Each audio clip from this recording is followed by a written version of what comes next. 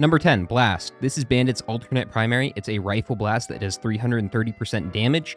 Now, this isn't that bad on paper, but it does have a few glaring issues that earned it a spot on this list. First of all, Burst outclasses it in pretty much every category. Instead of one bullet, Burst fires 5 shotgun pellets for 100% damage each, which is a lot higher damage potential. Blast does have the advantage over Burst in terms of range. Burst doesn't go very far, but that ultimately doesn't matter that much since Bandit has either Lights Out or Desperado. Both abilities are really strong and have about the same range as Blast, so while yes, Blast does have range, it's not exactly filling a need within Bandit's kit.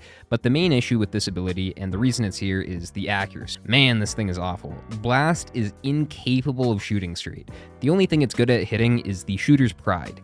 You can get one good shot off, and then Bloom takes over, making you question your life choices. The only way to counter this is to wait a few seconds between every shot. You shoot, and wait, and shoot, and wait, and shoot, and wait. Shooting and waiting, man. Can he shoot? Can he wait? Can he fuck? I don't know. But I do know I'm gonna have an aneurysm if I have to keep talking about this damn ability. Number 9, Power Taser. Fire a fast taser that deals 100% damage, stunning for 5 seconds.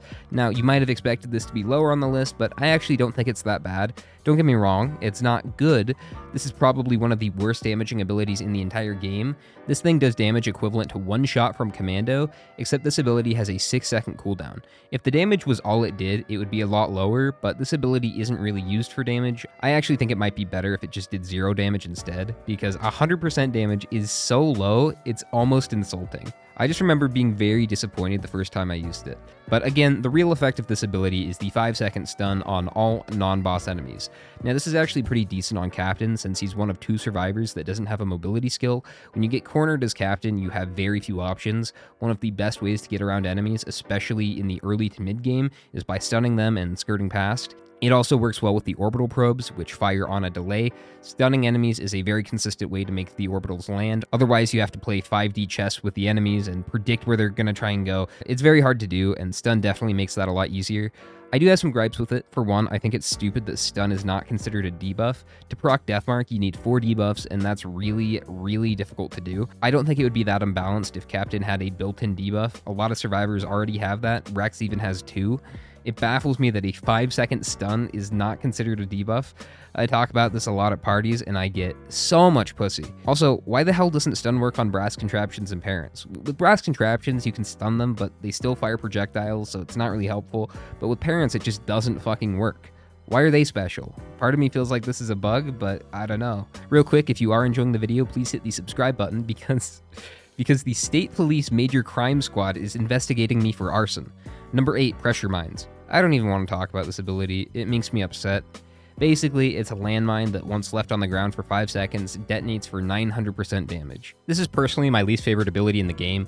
On paper, it's alright if you can fully utilize it. 900% damage is a decent hit, but in practice, this ability is frustrating as hell. With the spider mines, you just throw them down and they launch towards the enemies. Easy. With pressure mines, you have to leave combat, place down the mine, be very careful to make sure the enemies don't get anywhere near it, because if you do, you're fucked, and then after a few seconds, come back and lead the enemies back into it. This works sometimes, but if you played Risk of Rain 2 for any amount of time, you'd know the enemies don't always do what you want. For me, 4 out of 5 mines never get to the point where they're fully armed, especially in the late game where there's 20 different enemy types running around. If you're trying to kill a flying enemy with this thing, good luck, as well as bosses. A lot of bosses are stationary, meaning you can't lead them into the mine, so you have to place the mine close to the boss, but not too close that it will detonate early, but just close enough that it will be in range once fully armed. And that assumes an enemy won't walk onto it early, which they probably will. Is this a skill issue? 100%. I suck at using this ability, but I would rather look at Acrid Vor on the Risk of Rain subreddit than try to get better with it. Fuck Engineer and fuck this ability. Number 7, Directive Harvest, but I'm just going to call it Dole because it reminds me of the great Dole Corporation. This is Rex's alternate special, and when fired does 330% damage and injects the target with Dole. Once the target is killed, they drop apples, healing for 25% max HP. The amount of apples does vary depending on the enemy, but it's kind of irrelevant because there's usually more than enough to get you to full health. This also counts as a debuff for some reason. Why? You're telling me apples make sense as a debuff, but a 5-second stun doesn't? okay, Hopu. That may sound pretty good. A full heal for killing a marked enemy, not too bad, right? Well, this ability has a similar issue to Blast in that A, the default special is much better, and its effects are redundant within Rex's kit. Rex already gets an insane amount of healing from his primary, which heals 60% of damage dealt to enemies, and Rex's default special, Tangling Growth, also outclasses it not only in terms of healing, but utility. Tangling Growth roots all enemies together, creates an insane amount of healing, inflicts its own debuff, and lasts for 8 seconds. It can also one-shot the ally worship unit if you know how. Dole, on the other hand, has a really satisfying crunching sound. So, you know, they're pretty balanced. Dole also has a really long ending animation for some reason. The 330% damage is nice, but the long cooldown afterward makes it hard to justify using. I think you might actually get more overall damage just ignoring it and firing your primary instead, which is sad. I really want to like this ability, but it just can't compete with Tangling Growth. Even in Eclipse 8, where Tangling Growth does permanent damage, I think it's still better than Dole, unfortunately. At 6, we have Polar Field Device. This is Railgunner's alternate utility, and it creates a bubble that slows enemies and projectiles that it comes in contact with. This is one of the coolest effects in the game. The concept here is awesome. It's just not very practical in most situations. I think it gets a lot more hate than it deserves, but I have to acknowledge it doesn't even come close to being as good as the Concussion Mines. The Concussion Mines are insane, and they make shit like this possible.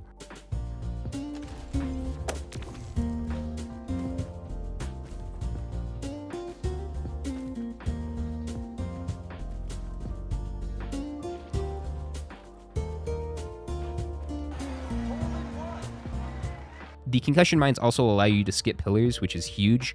While slowing projectiles with polar mines may be a neat effect, it doesn't really help you. You don't need to slow the projectiles to be able to dodge them. You can just dodge them normally. If you're a new player, you may find it useful, and it can certainly make dodging easier, but once you get a feel for the game, it's not really needed. Now, something I do like about this ability is it has a 12-second cooldown and lasts for 12 seconds, so you can have one up constantly. While it's not needed, I do think it's pretty nice to have while charging the teleporter. It's a small boost, but it helps. I think the best application of this is actually on Mithrix. During Phase 3, Mithrix does a pizza attack that deals a shit ton of damage, and a lot of times while you're trying to dodge this, you're getting shot by other enemies on the stage.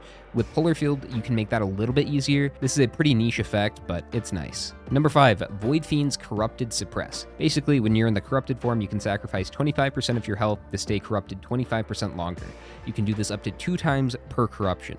This is Void Fiend's only bad ability in my opinion. The uncorrupted version of this is the exact opposite, and it's great. It gives you 25% of your max health in exchange for 25% of the corruption meter. I am talking strictly about the corrupted variant of this.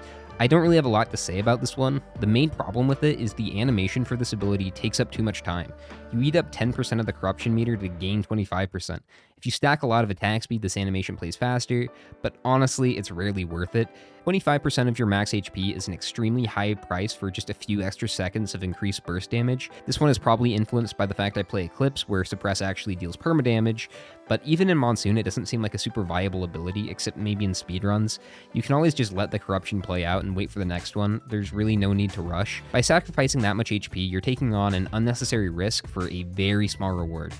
In most of my runs, I don't even touch this ability. Number 4, Flamethrower. Oh boy, this is gonna piss some people off. Flamethrower is Artificer's default special. It deals 2000% damage, which is technically correct, but that number is also bullshit. This is calculated because it's 22 ticks of 95% base damage, so when you add it together, it's 2000%. But don't let that mislead you into thinking this ability will do damage, because it won't. I think the gameplay speaks for itself here. It baffles me that this ability is as popular as it is. And just to kind of demonstrate this, if you go on the Risk of Rain 2 wiki, the Flamethrower stuff is ridiculous. They hype it up so much and make it sound like it's the second coming of Christ. Like, check this out. Flamethrower is Artificer's main source of damage and proc effects, piercing through groups of enemies and rapidly applying on-hit effects like the Tri-Tip Dagger. Oh boy, if you're playing Artificer, one of the strongest survivors in the game, and Flamethrower is your main source of damage, you're doing something horribly wrong. Also, Artificer is cooldown based. Generally not a good idea to go into bleed. Yes, you can get some stacks with Flamethrower, but since the attack is close range, you'll have a very hard time maintaining that. They also wrote, Flamethrower deals colossal damage and procs many times against multiple enemies, while Ion Surge allows Artificer to stay above the action and out of the way of danger. Experiment with both to determine which option is more appealing. Colossal damage? It can't even kill a golem on stage 4. What do you mean? They also keep referencing the fact that it hits multiple enemies. It has a 21 meter range. It hits the enemy directly in front of you and not much else. And just in case that last quote convinced you to take Ion Surge, right below this they wrote, losing Flamethrower will forfeit a huge portion of Artificer's damage and almost all of her procs. Backup magazines and skillful use of Snap Freeze will become even more necessary than usual to recover some of the lost damage. Gathering items with on-kill effects such as Gasoline and Will-O-Wisp also helps. Okay, now the stuff about Gasoline and Wisp is true on everybody. This is in no way related to Flamethrower. Flamethrower doesn't have a large area of effect. I don't know why they're acting like it does. And the stuff about Artificer losing her procs just doesn't make any sense. Not every proc is created equal. For example, if you procced an ATG off of Flamethrower, it would only deal 285% damage because the hit that procced it only did 95% damage. But if you hit an ATG off of Ion Surge, it would deal 2,400% damage because the ability that procced it was much stronger. So yes, you do get more procs with Flamethrower, but the procs you are getting are a lot weaker by comparison. Now, I will acknowledge that Ignition Tanks do help Flamethrower out quite a bit, but when you need an item to make an ability viable past stage 2, that's not a good ability, especially when you're comparing it to Ion Surge, one of the strongest mobility skills in the game. There's just no shot. Moral of the story, don't trust everything you see on the wiki, only trust me because I am always correct and based in reality, and not to brag, but I'll have you know, I take my medication almost every day. Number 3, Arrow Rain. What a stinker. This ability is Huntress's default special. You teleport into the sky and create a small barrage of arrows for 6 seconds. And this thing does barely any damage. Theoretically, it hits 19 times over 6 seconds, totaling to 2,090% damage, but that assumes you hit all of the arrows, which you probably won't. Now that I think about it, it's kind of similar to Flamethrower in that it's just a bunch of very small weak hits, totaling to fuck all, but at least Flamethrower had a decent cooldown and proc coefficient. Arrow Rain has a 12-second cooldown. In early access, it was actually 18 seconds, if you can believe it. It also has, get this, a proc coefficient of 0.2. I'm pretty sure Arrow Rain has the lowest proc coefficient in the entire game. 0.2. Ugh. That's pitiful. Even Rex's alt secondary, which is basically just this ability, but better, has a 0.5 proc. 0.2 is just ridiculous. This is supposed to be Huntress's main damaging ability. Really? The only thing I like about this ability is the slowing debuff, but that's a very, very minor thing. Huntress is already a survivor that struggles with damage early on. You do not need to handicap yourself more by taking Arrow Rain. Number 2, Bubble Shield. Can we not talk about this one? No? Okay. Bubble Shield is Engineer's default utility. The description reads, and I quote, place an impenetrable shield that blocks all incoming damage. Impenetrable my ass. Look at this. They are penetrating. They are penetrating. Inexcusable. I just realized I'm recording this script at 2 in the morning. Probably not the best idea to scream they are penetrating at the top of my lungs. So I'm going to stop doing that, but I don't see why this ability is the way it is. It could be awesome. It could be like the Bubble Shield in Deep Rock Galactic. In that game, it gives you a whole bunch of buffs, and it has an effect that scares enemies away for its duration. In Risk of Rain 2, they just ignore it and walk right inside. It's ridiculous. You're not supposed to stand still in this game, and Bubble Shield doesn't change that. I think the worst part about this ability is the ramifications for the rest of Engineer's kit. When you pick Bubble Shield, you're incapable of dealing with flying enemies. You basically have to rely on the turrets. The alternate utility, Harpoons, is really the only ability in Engineer's kit that can reliably hit flying enemies. Bubble Shield really just doesn't do all that much. It's a waste of a utility, and again, fuck Engineer. Before we get to the number 1 spot, I do have one honorable mention, and that is Nevermore. This could be number 1, but I don't consider it a real ability. Most people have never even heard of it, and for good reason. You get this ability by collecting all of the Heresy items and transforming into Bird Boy. Once you do that, you pick up Egocentrism or get rid of the Heresy items in a cleansing pool, you get Nevermore, where you just squawk, it deals no damage, no proc coefficient. It's basically nothing. It felt like a cop-out to put this at number 1, but technically speaking, this is the worst ability. But my actual number 1 pick has got to be Blight. If you've seen my best skills video, you know I put Poison at number 1, so having it here is only fitting. Blight is Acrid's alternate passive. It applies a debuff that deals 60% base damage a second, and unlike Poison, this debuff can be stacked. Now, there's a number of issues with this ability, the first one being duration. Poison lasts for 10 seconds, and Blight only lasts for 5.